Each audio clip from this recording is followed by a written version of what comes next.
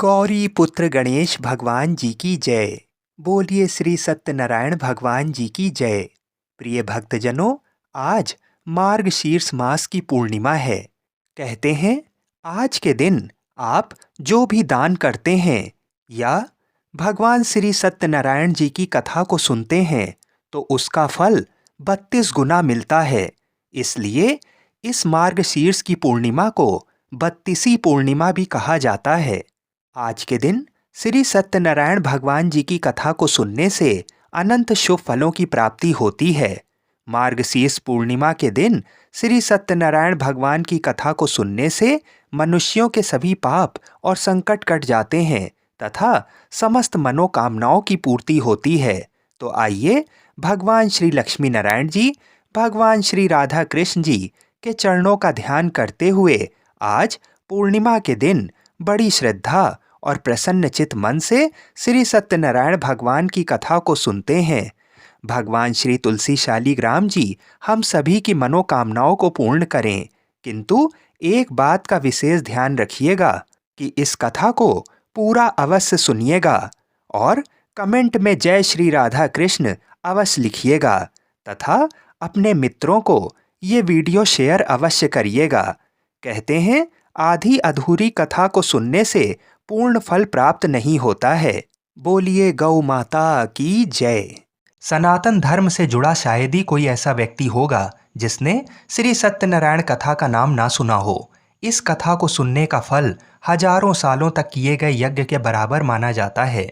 शास्त्रों के मुताबिक ऐसा माना गया है कि इस कथा को सुनने वाला व्यक्ति अगर व्रत रखता है तो उसके जीवन के दुखों को श्री हरि विष्णु खुद ही हर लेते हैं। स्कंद पुराण के मुताबिक भगवान सत्यनारायण श्री हरि विष्णु का ही दूसरा रूप हैं। इस कथा की महिमा को भगवान सत्यनारायण ने अपने मुख से देवर्षि नारद को बताया है। पूर्णिमा के दिन इस कथा को सुनने का विशेष महत्व है। कलयुग में इस व्रत कथा को सुनना बहुत प्रभावशाली माना गया है। तो हमारी आपसे विनम्र विनती है कि इस कथा को पूरा अवश्य सुनिएगा। जो लोग पूर्णिमा के दिन कथा नहीं सुन पाते हैं वे कम से कम भगवान सत्यनारायण का मन में ध्यान कर लें, विशेष लाभ होता है। पुराणों में ऐसा भी बताया गया है कि जिस स्थान पर श्री सत्यनारायण भगवान की पूजा होती है वहाँ गौरी, गणेश, नवग्रह और समस्त दिक्पाल आ जाते हैं। केले के पेड़ के नीचे अथवा घर के ब्रह्म स्थान पर पूजा करना उत्तम फल देता है। भोग में पंजीरी, पंचामृत, केला और तुलसी दल विशेष रूप से शामिल करें। सिर्फ पूर्णिमा को ही नहीं, परिस्थितियों के मुताबिक किसी भी दिन कथा सुनी जा सकती है। बृहस्पतिवार को कथा सुनना विशेष लाभकारी होता है। भगवान तो बस प्रेम और भाव के भूखे हैं। इस कथा के प्रभाव से खुशहाल जीवन, दाम्पत्य सुख, मन चाहे वर वधू, संतान, स्वास्थ्य जैसी समस्त मनोकामनाओं की पूर्ति होती है। अगर पैसों से जुड़ी कोई समस्या है तो ये कथा किसी संजीवनी से कम नहीं है। तो जब भी मौका मिले भगवान की कथा सुने और सुनाएं। आइए भगवान श्री लक्ष्मी नारायण जी के चरणों का ध्यान करते हुए इस कथा को सुनते हैं। एक समय की बात है, नैमिषारण्य तीर्थ में सौनक आदि 88,000 ऋषियों ने श्री सूत जी से पूछा, हे प्रभु, इस कलयुग में वेद विद्या रहित मनुष्य को प्रभु भक्ति किस प्रकार मिल सकती है तथा उनका उद्धार कैसे होगा। हे मुनि श्रेष्ठ, कोई ऐसा तप बताइए जिससे थोड़े समय में ही पुण्य मिले और मनोवांछित फल भी मिल जाए। इस प्रकार की कथा सुनने की हम इच्छा रखते हैं। सर्व शास्त्रों के ज्ञाता सूत जी बोले, हे वैष्णवों में पूज्य, आप सभी ने प्राणियों के हित की बात पूछी है, इसलिए मैं एक ऐसे श्रेष्ठ व्रत को आप लोगों को बताऊंगा जिसे नारद जी ने लक्ष्मी नारायण जी से पूछा था और लक्ष्मीपति ने मुनि श्रेष्ठ नारद जी से कहा था, आप सब इसे ध्यान से सुनिए। एक समय की बात है, योगी राज नारद जी दूसरों के हित की इच्छा लिए अनेकों लोकों में घूमते हुए मृत्यु लोक में आ पहुंचे। यहाँ उन्होंने अनेक योनियों में जन्मे प्राय सभी मनुष्यों को अपने कर्मों द्वारा अनेकों दुखों से पीड़ित देखा। उनका दुख देख नारद जी सोचने लगे कि कैसा यत्न किया जाए जिसके करने से निश्चित रूप से मानव के दुखों का अंत हो जाए। इसी प्रकार पर मनन करते हुए वह विष्णु लोक में गए। वहाँ वह देवों के ईश नारायण की स्तुति करने लगे, जिनके हाथों में शंख, चक्र, गदा और पद्म थे। गले में वरमाला पहने हुए थे। स्तुति करते हुए नारद जी बोले, हे भगवान, आप अत्यंत शक्ति से संपन्न हैं। मन तथा वाणी भी आपको नहीं पा सकती। आपका आदि मध्य तथा अंत नहीं है। निर्गुण स्वरूप सृष्टि के कारण भक्तों के दुख को दूर करने वाले हैं। आपको मेरा नमस्कार है। नारद जी की स्तुति सुन विष्णु भगवान बोले, हे मुनि श्रेष्ठ, आपके मन में क्या बात है? आप किस काम के लिए पधारे हैं? उसे निसंकोच कहो। इस पर नारद मुनि बोले कि मृत्यु लोक में अनेक योनियों में जन्मे मनुष्य अपने कर्मों के द्वारा अनेकों दुख से दुखी हो रहे हैं। हे नाथ, आप मुझ पर दया रखते हैं तो बताइए कि वो मनुष्य थोड़े प्रयास से ही अपने दुखों से कैसे छुटकारा पा सकते हैं। तब श्री हरि बोले, हे नारद, मनुष्यों की भलाई के लिए तुमने बहुत अच्छी बात पूछी है। जिसके करने से मनुष्य मोह से छूट जाता है, वह बात मैं कहता हूँ, उसे ध्यानपूर्वक सुनो। स्वर्गलोक व मृत्युलोक दोनों में एक दुर्लभ उत्तम व्रत है जो पुण्य देने वाला है। आज प्रेमवश होकर मैं उसे तुमसे कहता हूँ। श्री सत्यनारायण भगवान का ये व्रत अच्छी तरह विधान पूर्वक करके मनुष्य तुरंत ही यहाँ सुख भोग कर मरने पर मोक्ष पाता है। श्री हरि के वचन सुन नारद जी बोले कि उस व्रत का फल क्या है और उसका विधान क्या है? ये व्रत किसने किया था? इस व्रत को किस दिन करना चाहिए? सभी कुछ विस्तार से बताइए। नारद जी की बात सुनकर श्री हरि बोले, दुख व शोक को दूर करने वाला ये सभी स्थानों पर विजय दिलाने वाला है। मानव को भक्ति व श्रद्धा के साथ शाम को श्री सत्यनारायण की पूजा धर्मपरायण होकर ब्राह्मणों व बंधुओं के साथ करनी चाहिए। भक्ति भाव से ही नैवेद्य, केले का फल, घी, दूध और गेहूं का आटा सवाया लें। गेहूं के स्थान पर साठी का आटा, शक्कर तथा गुड़ लेकर वह सभी भक्षण योग्य पदार्थों को मिलाकर भगवान का भोग लगाएं। ब्राह्मणों सहित बंधु बांधवों को भी भोजन कराएं। उसके बाद स्वयं भोजन करें। भजन कीर्तन के साथ भगवान की भक्ति में लीन हो जाएं। इस तरह से सत्यनारायण भगवान का ये व्रत करने पर मनुष्य की सारी इच्छाएं निश्चित रूप से पूरी होती हैं। इस कलिकाल अर्थात कलयुग में मृत्यु लोक में मोक्ष का यही एक सरल उपाय बताया गया है। इस प्रकार से श्री सत्यनारायण व्रत कथा का प्रथम अध्याय संपूर्ण हुआ। आप लोग बड़ी श्रद्धा और प्रेम से बोलिए, श्रीमन नारायण नारायण हरि हरि, भजमन नारायण नारायण हरि हरि। बोलिए श्री सत्यनारायण भगवान की जय। मित्रों, अब दूसरा अध्याय सुनिए। सूत जी बोले, हे ऋषियों, जिसने पहले समय में इस व्रत को किया था उसका इतिहास कहता हूँ, इसे ध्यान से सुनो। सुंदर काशीपुरी नगरी में एक अत्यंत निर्धन ब्राह्मण रहता था। भूख प्यास से परेशान वह धरती पर घूमता रहता था। ब्राह्मणों से प्रेम करने वाले भगवान ने एक दिन ब्राह्मण का वेश धारण कर उसके पास जाकर पूछा, हे विप्र, नित्य दुखी होकर तुम पृथ्वी पर क्यों घूमते हो? दीन ब्राह्मण बोला, मैं निर्धन ब्राह्मण हूँ, भिक्षा के लिए धरती पर घूमता हूँ। हे भगवान, यदि आप इसका कोई उपाय जानते हो तो बताइए। वृद्ध ब्राह्मण कहता है कि सत्यनारायण भगवान मनोवांछित फल देने वाले हैं, इसलिए तुम उनका पूजन करो। इसे करने से मनुष्य सभी दुखों से मुक्त हो जाता है। वृद्ध ब्राह्मण बनकर आए सत्यनारायण भगवान उस निर्धन ब्राह्मण को व्रत का सारा विधान बताकर अंतर्ध्यान हो गए। ब्राह्मण मन ही मन सोचने लगा कि जिस व्रत को वृद्ध ब्राह्मण करने को कह गया है, मैं उसे जरूर करूँगा। ये निश्चय करने के बाद उसे रात में नींद नहीं आई। वह सवेरे उठकर सत्यनारायण भगवान के व्रत का निश्चय कर भिक्षा के लिए चला गया। उस दिन निर्धन ब्राह्मण को भिक्षा में बहुत धन मिला, जिससे उसने बंधु बांधवों के साथ मिलकर श्री सत्यनारायण भगवान का व्रत संपन्न किया। भगवान सत्यनारायण का व्रत संपन्न करने के बाद वह निर्धन ब्राह्मण सभी दुखों से छूट गया और अनेक प्रकार की संपत्तियों से युक्त हो गया। उसी समय से ये ब्राह्मण हर माह इस व्रत को करने लगा। इस तरह से सत्यनारायण भगवान के व्रत को जो मनुष्य करेगा वह सभी प्रकार के पापों से छूटकर मोक्ष को प्राप्त होगा। जो मनुष्य इस व्रत को करेगा वह भी दुखों से मुक्त हो जाएगा। सूत जी बोले कि इस तरह से नारद जी से नारायण जी का कहा हुआ श्री सत्यनारायण व्रत को मैंने तुमसे कहा। हे विप्रो, मैं अब और क्या कहूँ? ऋषि बोले, हे मुनिवर, संसार में उस विप्र से सुनकर और किस किस ने व्रत को किया, हम सब इस बात को सुनना चाहते हैं। इसके लिए हमारे मन में श्रद्धा का भाव है। सूत जी बोले, हे मुनियों, जिस जिसने इस व्रत को किया है वह सब सुनो। एक समय वही विप्र धन व ऐश्वर्य के अनुसार अपने बंधु बांधवों के साथ इस व्रत को करने को तैयार हुआ। उसी समय एक लकड़ी बेचने वाला बूढ़ा आदमी आया और लकड़ियां बाहर रखकर अंदर ब्राह्मणों के घर में गया। प्यास से दुखी वह लकड़हारा उनको व्रत करते देख विप्र को नमस्कार कर पूछने लगा कि आप ये क्या कर रहे हैं तथा इसे करने से क्या फल मिलेगा, कृपया मुझे भी बताइए। ब्राह्मण ने कहा कि सब मनोकामनाओं को पूरा करने वाला ये सत्यनारायण भगवान का व्रत है। इनकी कृपा से ही मेरे घर में धन धान्य आदि की वृद्धि हुई है। विप्र से सत्यनारायण व्रत के बारे में जानकर लकड़हारा बहुत प्रसन्न हुआ। चरणामृत लेकर वह प्रसाद खाने के बाद वह अपने घर गया। लकड़हारे ने अपने मन में संकल्प लिया कि आज लकड़ी बेचने से जो धन मिलेगा उसी से श्री सत्यनारायण भगवान का उत्तम व्रत करूंगा। मन में इस विचार को ले बूढ़ा आदमी सिर पर लकड़ियां रख उस नगर में बेचने गया जहां धनी लोग ज्यादा रहते थे। उस नगर में उसे अपनी लकड़ियों का दाम पहले से 4 गुना अधिक मिलता है। बूढ़ा प्रसन्नता के साथ दाम लेकर केले, शक्कर, घी, दूध, दही और गेहूं का आटा ले और सत्यनारायण भगवान के व्रत की अन्य सामग्रियां लेकर अपने घर गया।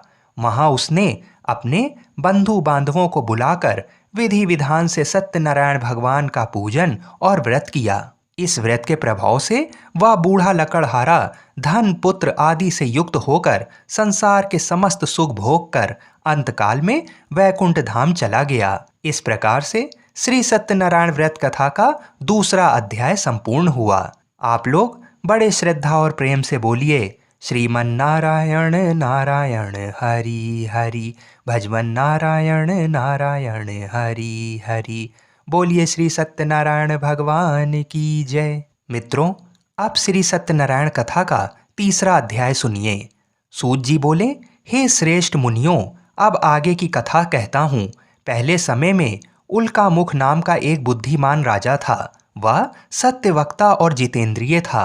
प्रतिदिन देव स्थानों पर जाता और निर्धनों को धन देकर उनके कष्ट दूर करता था। उसकी पत्नी कमल के समान मुख वाली तथा सती साध्वी थी। भद्रशिला नदी के तट पर उन दोनों ने श्री सत्यनारायण भगवान का व्रत किया। उसी समय साधु नाम का एक वैश्य आया। उसके पास व्यापार करने के लिए बहुत सा धन भी था। राजा को व्रत करते देखकर वह विनय के साथ पूछने लगा, हे राजन, भक्ति भाव से पूर्ण होकर आप ये क्या कर रहे हैं? मैं सुनने की इच्छा रखता हूँ, तो आप मुझे बताइए। राजा बोला, हे साधु, अपने बंधु बांधवों के साथ पुत्र आदि की प्राप्ति के लिए एक महाशक्तिमान श्री सत्यनारायण भगवान का व्रत व पूजन कर रहा हूँ। राजा के वचन सुन साधु आदर से बोला, हे राजन, मुझे इस व्रत का सारा विधान कहिए। आपके कथा अनुसार मैं इस व्रत को करूँगा। आपके कथानुसार मैं भी इस व्रत को करूँगा। मेरी भी संतान नहीं है और इस व्रत को करने से निश्चित रूप से मुझे संतान की प्राप्ति होगी। राजा से व्रत का सारा विधान सुन व्यापार से निवृत्त हो वह अपने घर गया। साधु वैश्य ने अपनी पत्नी को संतान देने वाले इस व्रत का वर्णन कह सुनाया और कहा कि जब मेरी संतान होगी तब मैं इस व्रत को करूँगा। साधु ने इस तरह के वचन अपनी पत्नी लीलावती से कहे। एक दिन लीलावती पति के साथ आनंदित हो सांसारिक धर्म में प्रवृत्त होकर सत्यनारायण भगवान की कृपा से गर्भवती हो गई। 10वें महीने में उसके गर्भ से एक सुंदर कन्या ने जन्म लिया। दिनों दिन वह ऐसे बढ़ने लगी कि जैसे कि शुक्ल पक्ष का चंद्रमा बढ़ता है। माता पिता ने अपनी कन्या का नाम कलावती रखा। एक दिन लीलावती ने मीठे शब्दों में अपने पति को याद दिलाया कि आपने सत्यनारायण भगवान के जिस व्रत को करने का संकल्प किया था उसे करने का समय आ गया है। आप इस व्रत को करिए। साधु बोला कि हे प्रिय, इस व्रत को मैं उसके विवाह पर करूंगा। इस प्रकार अपनी पत्नी को आश्वासन देकर वह नगर को चला गया। कलावती पिता के घर में रह वृद्धि को प्राप्त हो गई। साधु ने एक बार नगर में अपनी कन्या को सखियों के साथ देखा तो तुरंत ही दूत को बुलाया और कहा कि मेरी कन्या के लिए योग्य वर देख कर आओ। साधु की बात सुनकर दूत कंचन नगर में पहुंचा और वहां देखभाल कर लड़की के सुयोग्य वाणिक पुत्र को ले आया। सुयोग्य लड़के को देख साधु ने बंधु बांधवों को बुलाकर अपनी पुत्री का विवाह कर दिया। लेकिन दुर्भाग्य की बात ये कि साधु ने अभी भी श्री सत्यनारायण भगवान का व्रत नहीं किया। इस पर श्री भगवान क्रोधित हो गए और श्राप दिया कि साधु को अत्यधिक दुख मिले। अपने कार्य में कुशल साधु बनिया जमाई को लेकर समुद्र के पास स्थित होकर रत्नासारपुर नगर में गया। वहां जाकर दामाद ससुर दोनों मिलकर चंद्रकेतु राजा के नगर में व्यापार करने लगे। एक दिन भगवान सत्यनारायण की माया से एक चोर राजा का धन चुराकर भाग रहा था। उसने राजा के सिपाहियों को अपना पीछा करते देख चुराया हुआ धन वहां रख दिया, जहां साधु अपने जमाई के साथ ठहरा हुआ था। राजा के सिपाहियों ने साधु वैश्य के पास राजा का धन पड़ा देखा तो वह ससुर जमाई दोनों को बांधकर प्रसन्नता से राजा के पास ले गए और कहा कि इन दोनों चोरों को हम पकड़ लाए हैं, आप आगे की कार्यवाही की आज्ञा दें। राजा की आज्ञा से उन दोनों को कठिन कारावास में डाल दिया गया और उनका सारा धन भी उनसे छीन लिया गया। श्री सत्यनारायण भगवान से श्राप से साधु की पत्नी भी बहुत दुखी हुई। घर में जो धन रखा था उसे चोर चुरा ले गए। शारीरिक तथा मानसिक पीड़ा व भूख प्यास से अति दुखी हो अन्य की चिंता में कलावती ब्राह्मण के घर गई। वहां उसने श्री सत्यनारायण भगवान का व्रत होते देखा, फिर कथा भी सुनी। वह प्रसाद ग्रहण कर वह रात को घर वापस आई। माता ने कलावती से पूछा कि हे पुत्री, अब तक तुम कहाँ थी, तेरे मन में क्या है? कलावती ने अपनी माता से कहा, हे माता, मैंने एक ब्राह्मण के घर में श्री सत्यनारायण भगवान का व्रत देखा है। कन्या के वचन सुन लीलावती भगवान के पूजन की तैयारी करने लगी। लीलावती ने परिवार व बंधुओं सहित सत्यनारायण भगवान का पूजन किया और उनसे वर मांगा कि मेरे पति तथा जमाई शीघ्र घर आ जाएं। साथ ही ये भी प्रार्थना की कि हम सबका अपराध भगवान क्षमा करें। श्री सत्यनारायण भगवान इस व्रत से संतुष्ट हो गए और राजा चंद्रकेतु को सपने में दर्शन दे कहा कि हे राजन, तुम उन दोनों वैश्यों को छोड़ दो और तुमने उनका जो धन लिया है उसे भी वापस कर दो। अगर ऐसा नहीं किया तो मैं तुम्हारा धन, राज्य व संतान सभी को नष्ट कर दूंगा। राजा को ये सब कहकर वह अंतर ध्यान हो गए। प्रातःकाल सभा में राजा ने अपना सपना सुनाया। फिर बोले कि बणिक पुत्रों को कैद से मुक्त कर सभा में लाओ। दोनों ने आते ही राजा को प्रणाम किया। राजा मीठी वाणी में बोला, हे महानुभावों, भाग्यवश ऐसा कठिन दुख तुम्हें प्राप्त हुआ है, लेकिन अब तुम्हें कोई भय नहीं है। ऐसा कह राजा ने उन दोनों को नए वस्त्र आभूषण भी पहनाए और जितना धन उनका लिया था उससे दोगुना धन वापस कर दिया। दोनों वैश्य अपने घर को चल दिए। इस प्रकार से श्री सत्यनारायण भगवान व्रत कथा का तीसरा अध्याय यहीं पर संपूर्ण हुआ। बड़े ही श्रद्धा और प्रेम से बोलिए, श्रीमन नारायण नारायण हरि हरि, भजमन नारायण नारायण हरि हरि। बोलिए श्री सत्यनारायण भगवान की जय। मित्रों, आइए अब श्री सत्यनारायण भगवान की कथा का चौथा अध्याय सुनते हैं। सूत जी बोले, वैश्य ने मंगलाचार कर अपनी यात्रा आरंभ की और अपने नगर की ओर चल दिए। उनकी थोड़ी दूर जाने पर एक दंडी वेशधारी श्री सत्यनारायण ने उनसे पूछा, हे साधु, तेरी नाव में क्या है? अभिवाणी वणिक हंसता हुआ बोला, हे दंडी, आप क्यों पूछते हो? क्या धन लेने की इच्छा है? मेरी नाव में तो बेल व पत्ते भरे हुए हैं। वैश्य के कठोर वचन सुन भगवान बोले, तुम्हारे वचन सत्य हों। दंडी ऐसा वचन कहकर वहां से दूर चले गए। कुछ दूर जाकर समुद्र के किनारे बैठ गए। दंडी के जाने के बाद साधु वैश्य ने नित्य क्रिया के पश्चात नाव को ऊंची उठती देखकर अचंभा माना और नाव में बेल पत्ते आदि देख वह मूर्छित हो जमीन पर गिर पड़ा। मूर्छा खुलने पर वह अत्यंत शोक में डूब गया। तब उसका दामाद बोला कि आप शोक ना मनाएं, ये दंडी का श्राप है, इसलिए हमें उनकी शरण में जाना चाहिए, तभी हमारी मनोकामना पूरी होगी। दामाद की बात सुनकर वह दंडी के पास पहुंचा और अत्यंत भक्ति भाव नमस्कार करके बोला, मैंने आपसे जो असत्य वचन कहे थे उनके लिए मुझे क्षमा कर दें। ऐसा कहकर महान शोकातुर हो रोने लगा। तब दंडी भगवान बोले, हे वणिक पुत्र, मेरी आज्ञा से बार बार तुम्हें दुख प्राप्त हुआ है। तू मेरी पूजा से विमुख हुआ। साधु बोला, हे भगवान, आपकी माया से ब्रह्मा आदि देवता भी आपके रूप को नहीं जानते, तब मैं अज्ञानी कैसे जान सकता हूँ। आप प्रसन्न होइए। अब मैं सामर्थ्य के अनुसार आपकी पूजा करूँगा। मेरी रक्षा करो और पहले के समान नौका में धन भर दो। साधु वैश्य के भक्ति पूर्वक वचन सुनकर भगवान प्रसन्न हो गए और उसकी इच्छा अनुसार वरदान देकर अंतर्ध्यान हो गए। ससुर जमाई जब नाव पर आए तो नाव धन से भरी हुई थी। फिर वही अपने अन्य साथियों के साथ सत्यनारायण भगवान का पूजन कर अपने नगर को चल दिए। जब नगर के नजदीक पहुंचे तो दूत को घर पर खबर करने के लिए भेज दिया। दूत साधु की पत्नी को प्रणाम कर कहता है कि मालिक अपने दामाद सहित नगर के निकट आ गए हैं। दूत की बात सुन साधु की पत्नी लीलावती ने बड़े हर्ष के साथ सत्यनारायण भगवान का पूजन कर अपनी पुत्री कलावती से कहा कि मैं अपने पति के दर्शन को जाती हूँ, तू कार्य पूर्ण कर शीघ्र आ जा। माता के ऐसे वचन सुन कलावती जल्दी से प्रसाद छोड़ अपने पति के पास चली गई। प्रसाद की अवज्ञा के कारण श्री सत्यनारायण भगवान रुष्ट हो गए और नाव सहित उसके पति को पानी में डुबो दिया। कलावती अपने पति को वहां ना पाकर रोती हुई जमीन पर गिर गई। नौका को डूबा हुआ देख वह कन्या को रोता हुआ देख साधु दुखी होकर बोला कि हे प्रभु, मुझसे तथा मेरे परिवार से जो भूल हुई है उसे क्षमा करें। साधु के दीन वचन सुनकर श्री सत्यनारायण भगवान प्रसन्न हो गए और आकाशवाणी हुई, हे साधु, तेरी कन्या मेरे प्रसाद को छोड़कर आई है, इसलिए उसका पति अदृश्य हो गया है। यदि वह घर जाकर प्रसाद खाकर लौटती है तो इसे इसका पति अवश्य मिलेगा। ऐसी आकाशवाणी सुन कलावती घर पहुंचकर प्रसाद खाती है और फिर आकर अपने पति के दर्शन करती है। इसके बाद साधु अपने बंधु बांधवों सहित श्री सत्यनारायण भगवान का विधि विधान से पूजन करता है। इस लोक का सुख भोग व अंत में स्वर्ग जाता है। इस प्रकार से श्री सत्यनारायण भगवान व्रत कथा का चतुर्थ अध्याय संपूर्ण हुआ।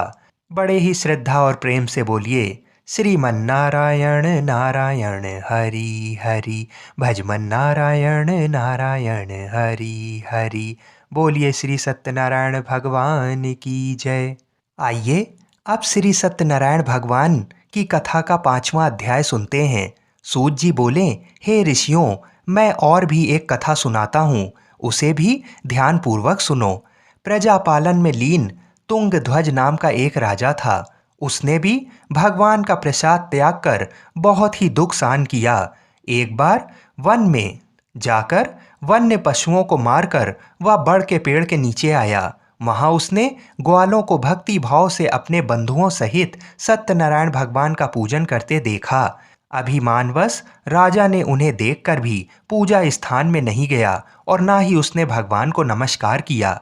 ग्वालों ने राजा को प्रसाद दिया, लेकिन उसने वह प्रसाद नहीं खाया और प्रसाद को वहीं छोड़ वह अपने नगर को चला गया।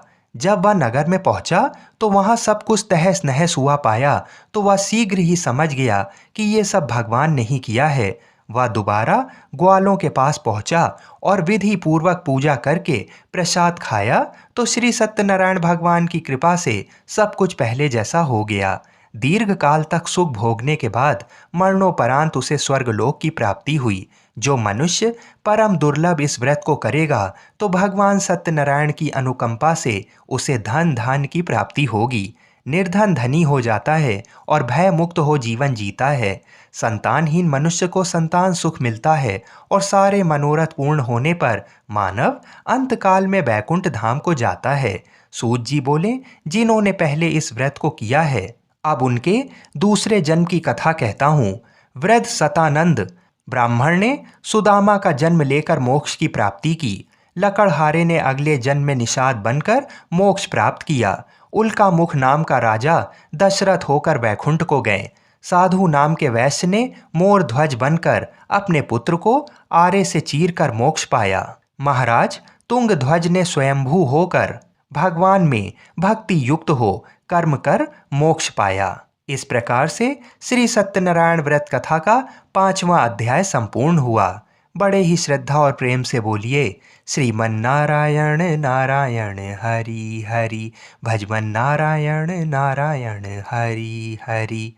बोलिए श्री सत्यनारायण भगवान की जय। आइए अब श्री सत्यनारायण भगवान की आरती सुनते हैं। जय श्री लक्ष्मी रमणा, स्वामी जय लक्ष्मी रमणा, सत्यनारायण स्वामी, सत्यनारायण स्वामी, जनपातक हरणा। ओम जय लक्ष्मी रमणा। रत्न जड़ित सिंहासन अद्भुत छवि राजे, स्वामी अद्भुत छवि राजे। नाद करद निरंतर, नाद करद निरंतर, घंटा ध्वनि बाजे। ओम जय लक्ष्मी रमणा। प्रगट भये कलि कारण, द्विज को दर्श दियो, स्वामी द्विज को दर्श दियो। बूढ़ा ब्राह्मण बन के, बूढ़ा ब्राह्मण बन के, कंचन महल कियो। ओम जय लक्ष्मी रमणा। दुर्बल भील कराल, जिन पर कृपा करी, स्वामी जिन पर कृपा करी। चंद्रचूर्ण इक राजा, चंद्रचूर्ण इक राजा, तिनकी विपत हरी। ओम जय लक्ष्मी रमणा। वैश्य मनोरथ पायो, श्रद्धा तज दीनी, स्वामी श्रद्धा तज दीनी। सो फल भोग्यो प्रभु जी, सो फल भोग्यो प्रभु जी, फेर स्तुति कीन्ही। ओम जय लक्ष्मी रमणा। भाव भक्ति के कारण छिन छिन रूप धरियो, स्वामी छिन छिन रूप धरियो। श्रद्धा धारण कीनी, श्रद्धा धारण कीनी, जन को काज सरियो। ओम जय लक्ष्मी रमणा। ग्वाल बाल संग राजा, बन में भक्ति करी, स्वामी बन में भक्ति करी। मन वांछित फल दीना, मन वांछित फल दीना, दीन दयाल हरि। ओम जय लक्ष्मी रमणा। चढ़त प्रसाद सवाया, कदली फल मेवा, स्वामी कदली फल मेवा। धूप दीप तुलसी से, धूप दीप तुलसी से, राजी सत्य देवा। ओम जय लक्ष्मी रमणा। श्री सत्यनारायण जी की आरती जो कोई नर गावे, स्वामी आरती जो कोई नर गावे। कहत शिवानंद स्वामी, कहत शिवानंद स्वामी, मन वांछित फल पावे। ओम जय लक्ष्मी रमणा। बोलिए श्री सत्यनारायण भगवान की जय। मित्रों, पूरी सत्यनारायण व्रत कथा का निहितार्थ ये है कि लौकिक एवं परलौकिक हितों की साधना के लिए मनुष्य को सत्य आचरण का व्रत लेना चाहिए। सत्य ही भगवान है, सत्य ही विष्णु है। लोक में सारी बुराइयों, सारे कलेशों, सारे संघर्षों का मूल कारण है सत्य आचरण का अभाव। सत्यनारायण व्रत कथा पुस्तिका में इस संबंध में एक श्लोक है जिसका अर्थ है, सत्यनारायण व्रत का अनुष्ठान करके मनुष्य सभी दुखों से मुक्त हो जाता है। कली काल में सत्य की पूजा विशेष रूप से फलदायी है। सत्य के अनेक नाम हैं, यथा सत्यनारायण, सत्यदेव, सनातन, सत्य रूपी विष्णु। भगवान कलयुग में अनेक रूप धारण करके लोगों को मनवांछित फल देंगे। इसी प्रकार से श्री सत्यनारायण व्रत कथा संपूर्ण हुई। श्रीमन नारायण नारायण हरि हरि, भजमन नारायण नारायण हरि हरि। बोलिए श्री सत्यनारायण भगवान की जय। जय जय श्री राधे।